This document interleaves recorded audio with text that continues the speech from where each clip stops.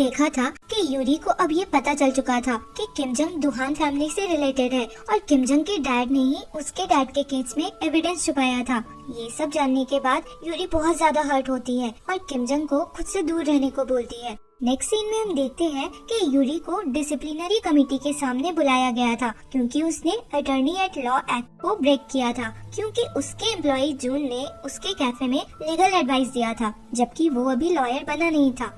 Yuri सबको समझाने की कोशिश करती है कि अगर किसी के पास लीगल नॉलेज है और वो किसी को थोड़ा एडवाइस दे देता है तो इसमें आखिर गलत क्या है, पर कोई उसकी बात नहीं मान रहा था।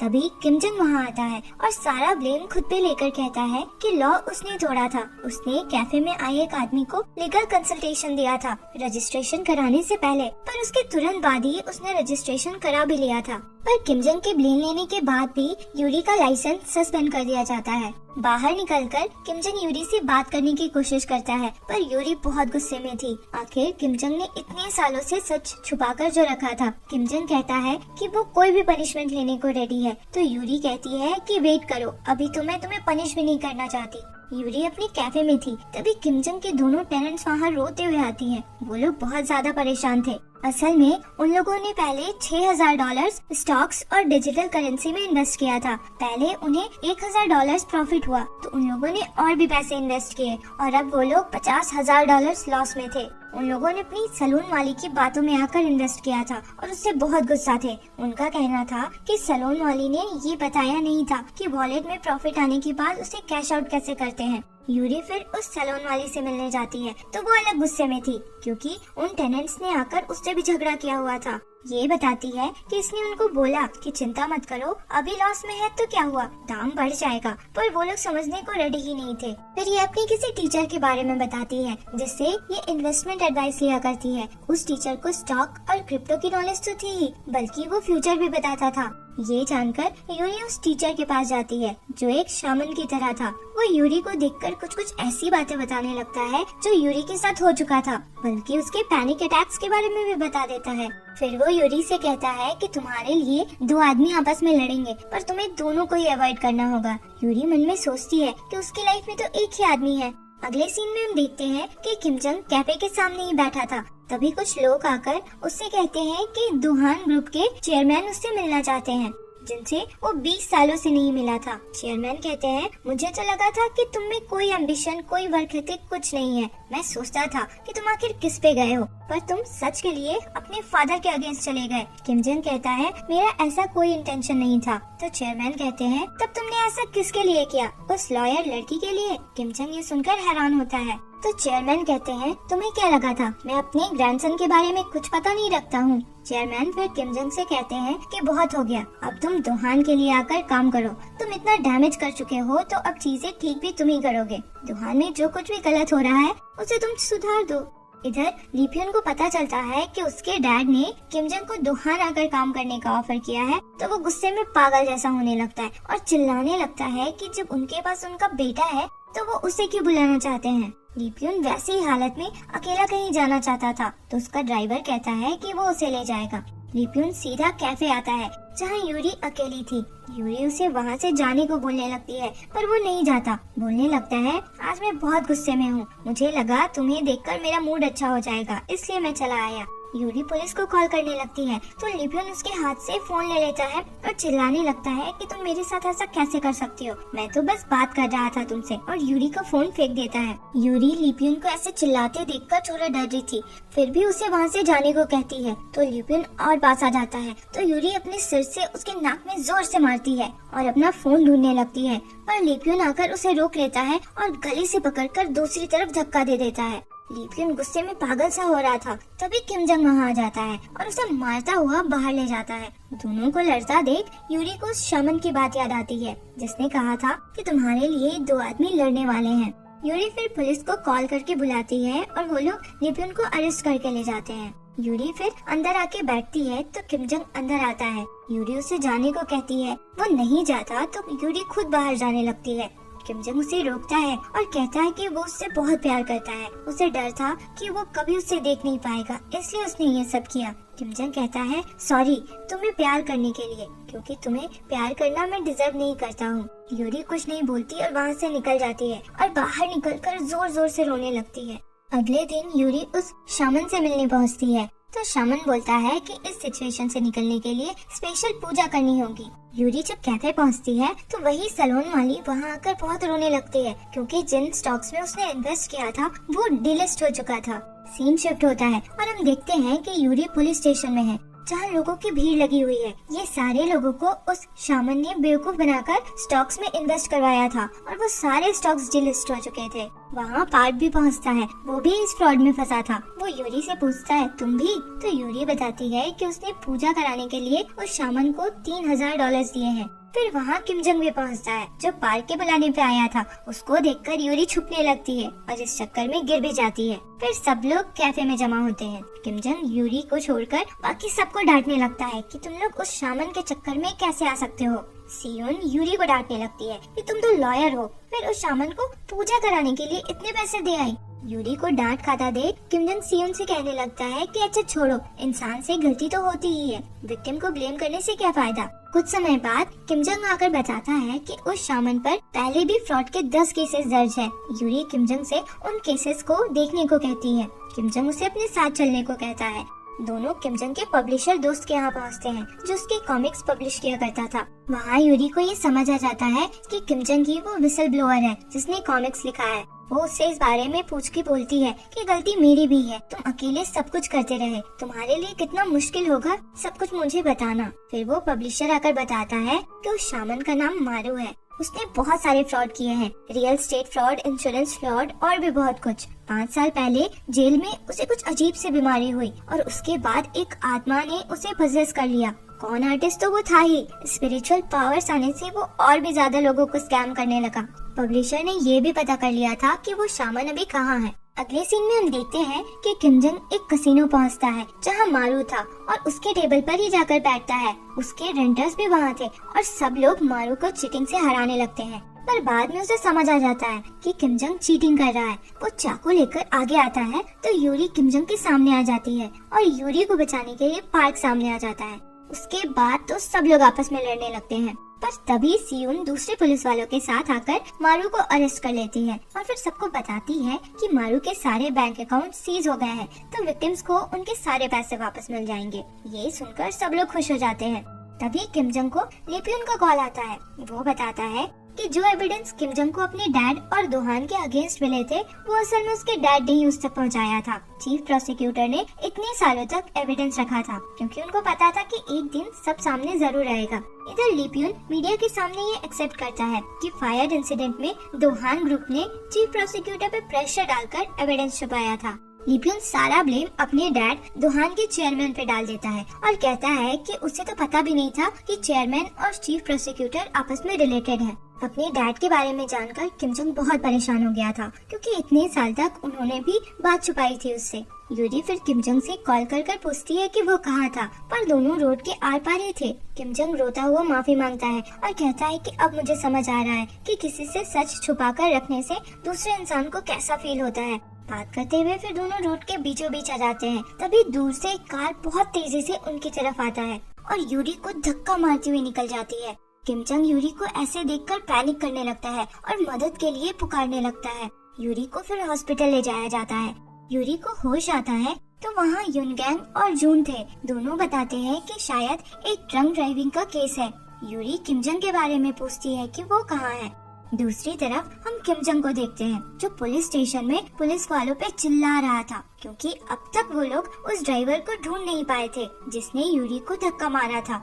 सियोन उसे शांत होने को कहती है और समझाती है कि चिल्लाने से कुछ बदल नहीं जाएगा, हम उस ड्राइवर को ढूंढने की कोशिश कर ही रहे हैं। पर किम जंग इरिटेट होकर वहाँ से चला जाता है।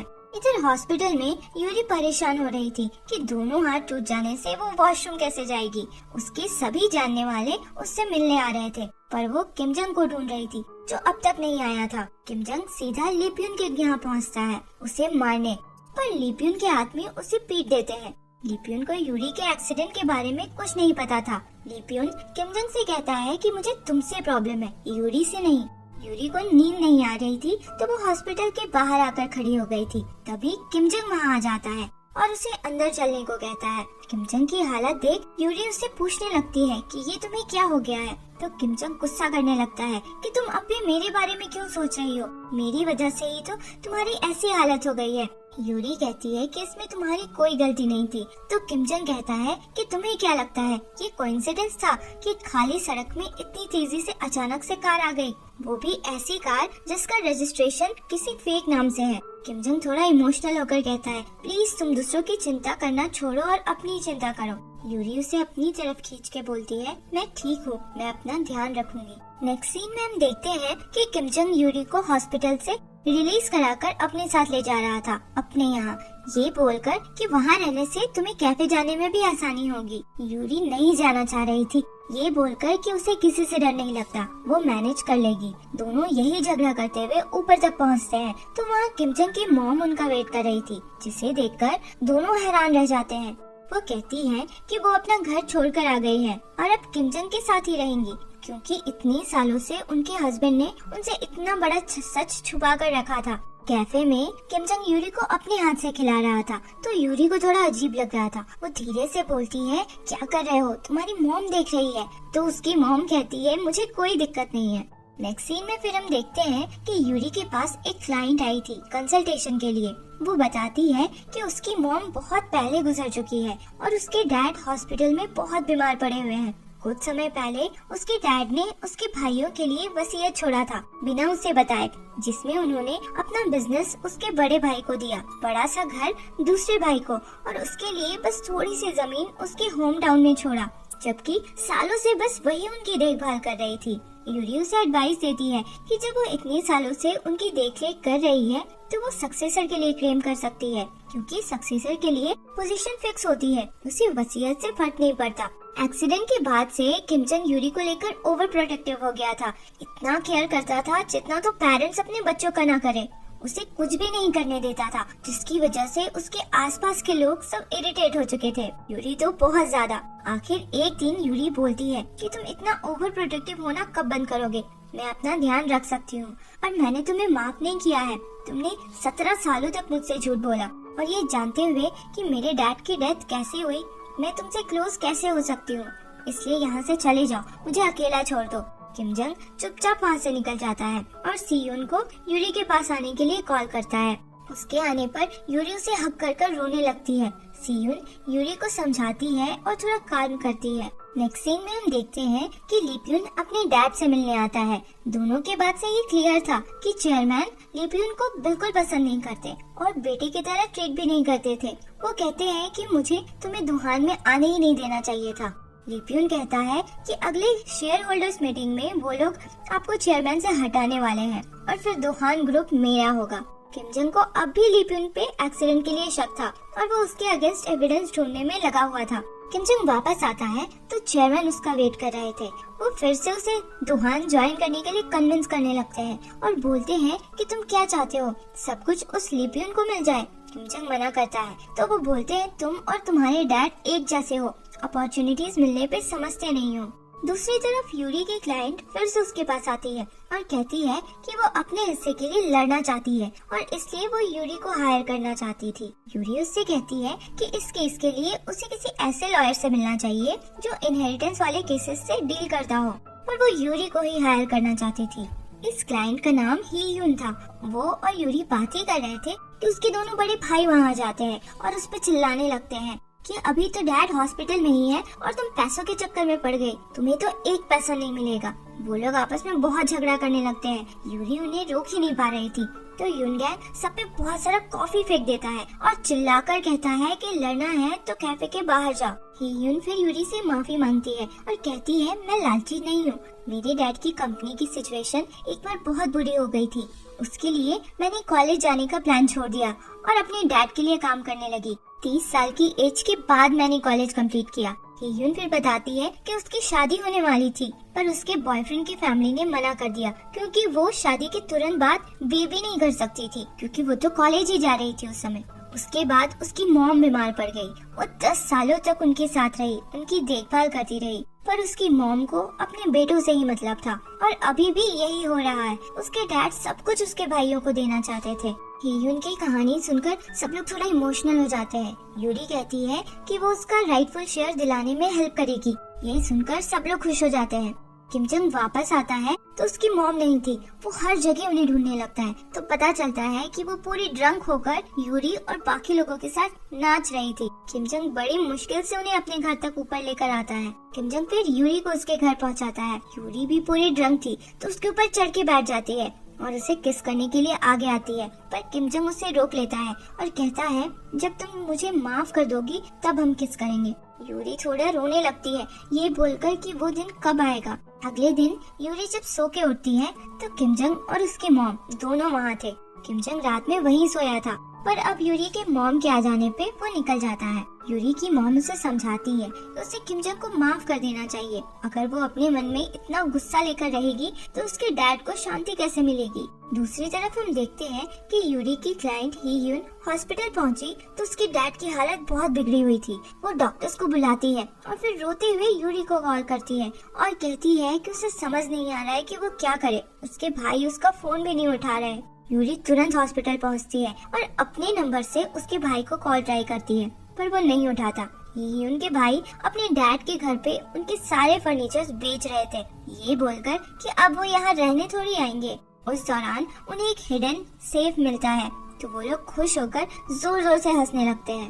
इधर हीयुन अपने डैड के साथ उनके अंतिम समय तक थी और उनके मरने पे जोर जोर से रोने लग जाती है। नेक्स्ट सीन में हम देखते हैं कि यूरी किमजंग के डैड से मिलने आती है और कहती है आपने उस समय एविडेंस छुपाया जिसकी वजह से मेरे डैड पे उतने सारे लोगों के मरने का ब्लेम लगा। गलती आपने की, पर ऐसा लगा कि सजा मुझे और मेरी मॉम को चुकाना पड़ा। आपने तो आज तक माफी नहीं मांगा। आपको पता है आपके लिए किमजंग माफी मांगता फिरता है।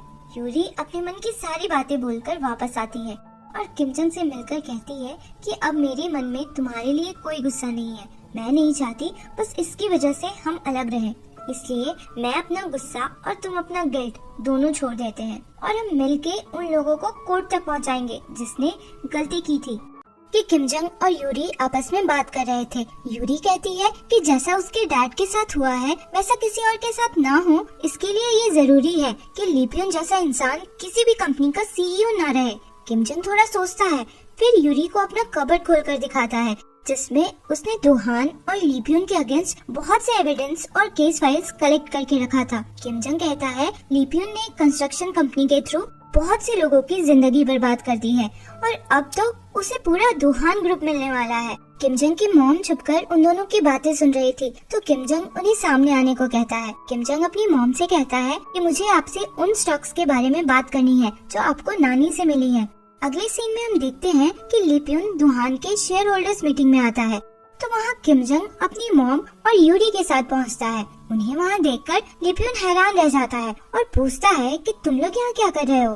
किमजंग कहता है मेरी ग्रैंडमदर के मरने के बाद उनकी कंपनी के सारे शेयर्स मेरी मॉम को मिल गए थे, ये शायद तुम भूल गए। तो लीपियन हंस के कहता है कि वो इतने ज्यादा तो थे नहीं कि तुम कुछ कर पाओ। यूरी लीपियन के लॉयर से कुछ इशारा करती है। असल में वो किमजंग के साथ मीटिंग के पहले उससे मिली थी क्योंकि वो तो उसका पुराना बॉस ही था। यूरी ने उससे कुछ हिंट देने को कहा था जो वो लोग लीपियन के अगेंस्ट यूज कर सके। उस लॉयर को तो पता था ही कि लीपियन अच्छा आदमी नहीं है, तो वो एक फार्मास्यूटिकल कंपनी गैडोंग फार्मा के बारे में बताता है। इस कंपनी के सीईओ चेयरमैन के अच्छे दोस्त थे।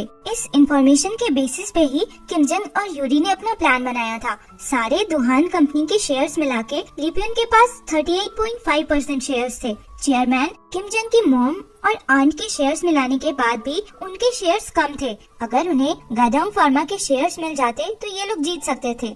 यूरी और किमजंग फिर गैडोंग फार्मास्यूटिकल के सीईओ के पास जाते हैं। गैडोंग फार्मा के सीईओ ने कुछ टैक्स फ्रॉड किया था तो ये लोग उसे थोड़ा ब्लैकमेल करते हैं और उसके शेयर्स खरीद लेते हैं। अब इधर मीटिंग में लीपियन किमजंग से कहता है कि तुम इतना क्यों कर रहे हो। तो किमजंग कहता है तुम समझे नहीं क्या, मैं दोहान ग्रुप के पीछे नहीं पड़ा हूँ बल्कि तुम्हारे पीछे पड़ा हूँ। मीटिंग में चेयरमैन फिर खुद आते हैं और प्लान के हिसाब से रिजाइन कर देते हैं। उनके रिजाइन करने से दोहान ग्रुप का मैनेजमेंट उनके सक्सेसर यानी लिपियन को नहीं मिलेगा। मीटिंग के बाद यूरी लिपियन को देखती है तो बहुत तेजी से अपनी कार लिपियन की तरफ ले जाती है और एकदम उसके पास ले जाकर रोक देती है। लिपियन तो डर के गिर जाता है तो यूरी कहती है, उप्स, सॉरी, मुझे लगा तुम वही हो जिसने मुझे कार से धक्का मारा था। मीटिंग की वजह से एक तरफ लिपियन गुस्से में पागल हुए जा रहा था, वहीं दूसरी तरफ यूरी और किमजंग सेलिब्रेट कर रहे थे। नेक्स्ट सीन में हम देखते हैं कि यूरी ही ह्यून के डैड के फ्यूनरल में जाने के लिए निकलती है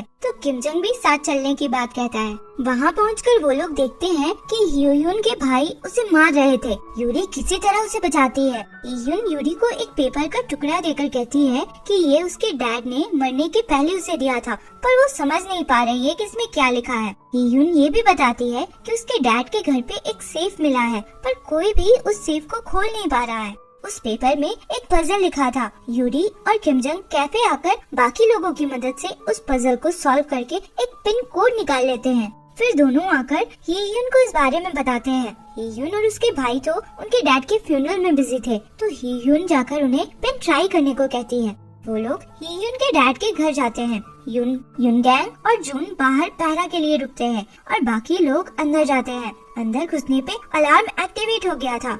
यूरी, किमजंग और पार्क जल्दी से सेफ ढूंढने लग जाते हैं जो उन्हें मिल भी जाता है। पिन ट्राई करने पे सेफ खुल जाता है, पर अंदर से उन्हें बस एक पॉट मिलता है जिसमें मिट्टी रखी हुई थी। वो लोग बहुत हैरान होते हैं ये देखकर कि बस एक पॉट है यहाँ। तब तक सिक्योरिटी के लोग भी अलार्म एक्टिवेट होने से वहाँ पहुँच गए थे। जून तुरंत यूरी को कॉल करके बताता है। सिक्योरिटी वाले घर के अंदर घुस चुके थे तो किमजंग, पार्क और यूरी तीनों छत से कूदकर वहाँ से भाग निकलते हैं। वो लोग वापस आकर ही ह्यून को वो पॉट देते हैं। ही ह्यून ऊपर से मिट्टी थोड़ा हटाती है तो उसे एक नोट मिलता है।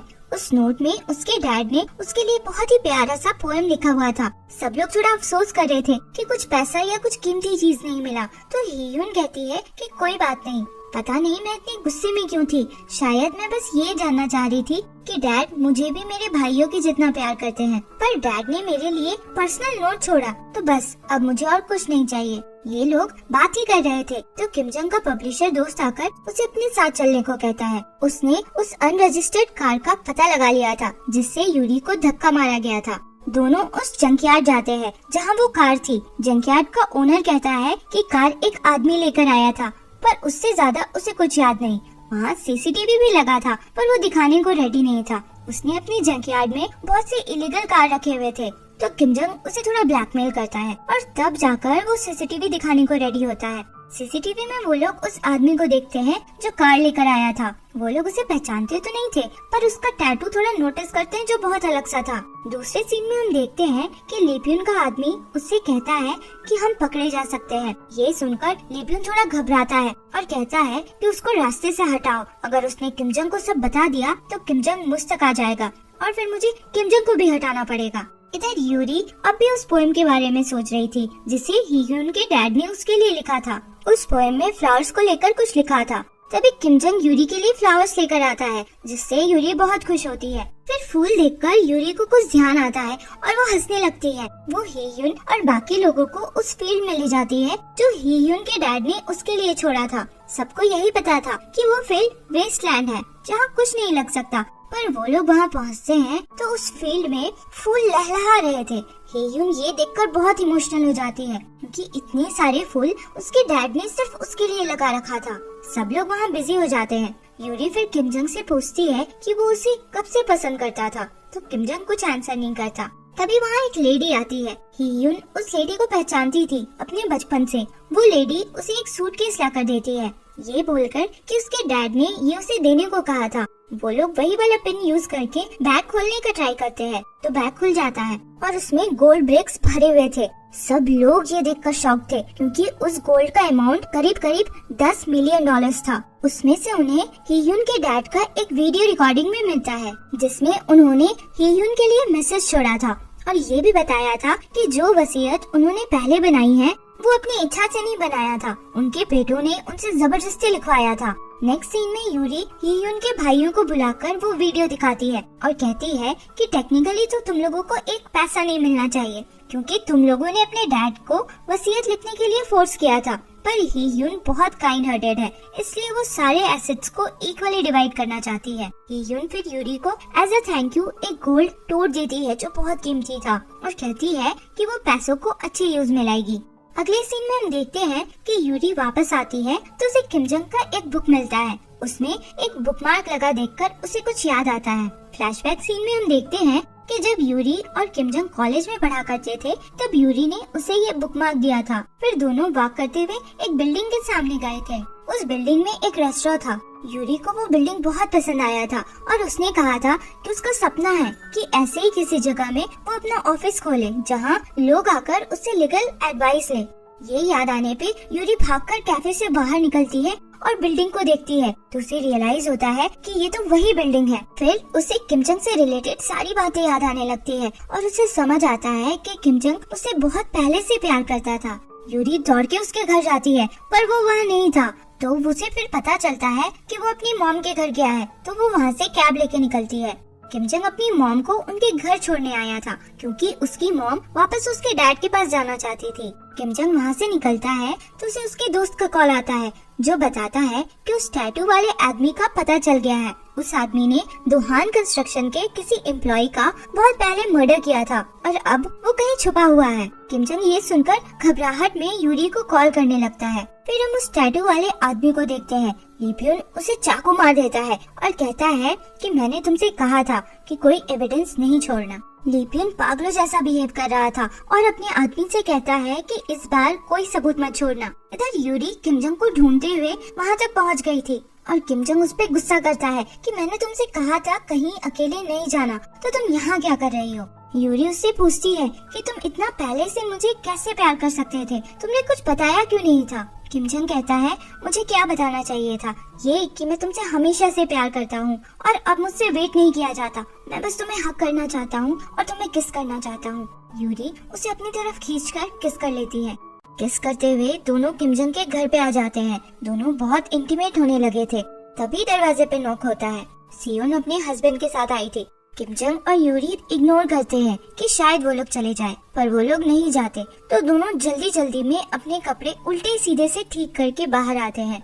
सियोन दोनों की ऐसी हालत देखकर थोड़े मजे लेती है तो किम जंग बताना चाह रहा था कि वो और यूरी अब रिलेशनशिप में है, पर यूरी उसे ऐसा नहीं करने देती और बात टाल देती है। सियोन के जाने के बाद किम जंग यूरी से पूछता है कि उसने बताने क्यों नहीं दिया कि अब हम लोग डेट कर रहे हैं। तो यूरी कहती है कि कुछ समय तक हम अपनी रिलेशनशिप को सीक्रेट रखते हैं। किम जंग इसके फेवर में तो नहीं था पर थोड़ा रेजिस्ट करके आखिर मान जाता है। सियोन को समझ तो आ ही गया था पर उसे लगता है कि मे बी यूरी के पास रिलेशनशिप्स अच्छे नहीं होने की वजह से इस बार वो सीक्रेट रखना चाहती है। सियोन याद करती है कि यूरी एज अ गर्लफ्रेंड बहुत हॉरिबल थी। वो खुद को ही ज्यादा इम्पोर्टेंस देती थी और सामने वाले के बारे में सोचती ही नहीं थी या फिर बहुत जल्दी बहुत क्लोज होने लगती थी। सियोन का हस्बैंड जो किम जंग का अच्छा दोस्त था वो कहता है कि किम जंग ने भी यूरी को भुलाने के लिए कई लोगों को डेट किया था, पर जहाँ कोई लड़की उसके लिए थोड़ी सीरियस होती थी वो बैकआउट कर जाता था और इस चक्कर में वो कई लड़कियों से थप्पड़ भी खा चुका था। दूसरी तरफ हम पार्क को देखते हैं। वो अपने क्लिनिक से निकल रहा था तो तेज बारिश हो रही थी। वो अपना अम्ब्रेला ढूंढता है तो मिलता ही नहीं, जबकि उसे अच्छे से याद था कि सुबह आकर उसने अम्ब्रेला वहीं पे रखा था। उसे थोड़ा अजीब लगता है पर वो वापस अपने बिल्डिंग आता है। वो अपने फ्लैट की तरफ बढ़ता है तो उसे ऐसा लगता है कि कोई उसका पीछा कर रहा है। वो पलटता है तो कोई भी नहीं दिखता, पर हम देखते हैं कि कोई लड़की सच में उसका पीछा कर रही थी और उसके पास एक अम्ब्रेला भी था। इधर किम जंग और यूरी किसी को अपने रिलेशनशिप के बारे में बताते तो नहीं है, पर उनकी हरकतें देखकर सब लोगों को समझ आ ही रहा था कि क्या चल रहा है। दोनों फिर कैफे में आकर बैठते हैं तो यूरी नोटिस करती है कि उसके टेबल में जो प्लान था वो गायब था। उसे लगता है कि युनगैंग या जून में से किसी ने हटाया होगा। तभी किम जंग को उसके पब्लिशर दोस्त का मैसेज आता है तो किम जंग तुरंत उसके पास जाता है और पता चलता है कि टैटू वाले आदमी का किसी ने मर्डर कर दिया है। किम जंग को समझ तो आ ही जाता है कि ये ली प्यून का ही काम है। यूरी भी उस समय वहाँ आ जाती है तो किम जंग उसे भी सारी बात बताता है। नेक्स्ट सीन में यूरी कहीं जाने के लिए निकलती है तो किम जंग उसे रोकता है कि वो अकेली ना जाए। तो यूरी उससे कहती है कि वो उसे अपना बॉयफ्रेंड बनाना चाहती है, बॉडीगार्ड नहीं, और अकेले ही निकल जाती है। रास्ते में वो एक लड़की से टकरा जाती है। यूरी को ध्यान आता है कि वो इस लड़की से पहले मिल चुकी थी ये लड़की उसके कैफे आई थी और कहा था कि वो भी एक लॉयर है और यूरी के साथ काम करना चाहती है। इस लड़की का नाम दायंग था। वो यूरी से मिलके बहुत खुशी दिखाती है और अपने बारे में बताती है। वो भी वैसा काम कर रही थी जैसा यूरी किया करती थी और कहती है कि वो और उसके दोस्त यूरी के बहुत बड़े फैन हैं। अगले सीन में हम देखते हैं कि किम जंग कहीं से वापस आ रहा था तो उसे पार्क दिखता है। वो उससे पुकारता है तो वो सुनता ही नहीं, वो अपनी ही धुन में था और बहुत परेशान लग रहा था। किम जंग उससे पूछता है कि बात क्या है, कुछ हुआ है क्या? तो पार्क बस इतना कहता है कि मुझे लगता है वो लड़की वापस आ चुकी है। किम जंग यूरी को छोड़ने उसके घर तक आया था। दोनों बात करते हुए एक दूसरे के करीब आ रहे थे। तभी यूरी को कुछ रियलाइज होता है और वो सियोन को बुलाती है। यूरी फिर बताती है कि जरूर उसके अपार्टमेंट में कोई आया था क्योंकि उसकी बहुत सारी चीजें उस जगह पे नहीं थी जहाँ उसने छोड़ा था। यूरी को उस समय तक ये पता नहीं था कि उसके यहाँ से कुछ सामान मिसिंग है या नहीं।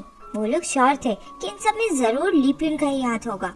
दूसरी तरफ लीपियन का आदमी उसे बताता है कि यूरी के आसपास कुछ क्वेश्चनेबल लोग हैं। लीपियन को ये जानकर बहुत हैरानी होती है कि कोई और भी है जो यूरी पे नजर रखे हुए है। नेक्स्ट सीन में हम देखते हैं कि किम जंग और पार्क ने यूरी के घर पे कैंप डाला हुआ था। किम जंग यूरी से कहता है, मैं तुम्हें अकेला नहीं छोड़ सकता, मैं पार्क को भी अकेला नहीं छोड़ सकता। तुम मेरे घर पे रहने को रेडी नहीं तो मेरे पास और कोई ऑप्शन भी नहीं था। तीनों साथ में फिर ड्रिंक करते हैं और पार्क बताता है कि आजकल वो बहुत डरा हुआ रह रहा है। किम जंग फिर बताता है कि 3 साल पहले पार्क के पीछे एक पागल स्टॉकर पड़ गई थी। पहले वो पार्क की पेशेंट थी, फिर वो रैंडम जगहों पे पार्क से टकरा जाती थी और उसके बाद तो वो हर जगह पार्क को फॉलो करने लगी थी। पार्क ने उसके अगेंस्ट रिस्ट्रेनिंग ऑर्डर भी ले रखा था, पर उसकी फैमिली बहुत रिच थी तो वो पकड़े जाने पे बस फाइन दे दिया करती थी।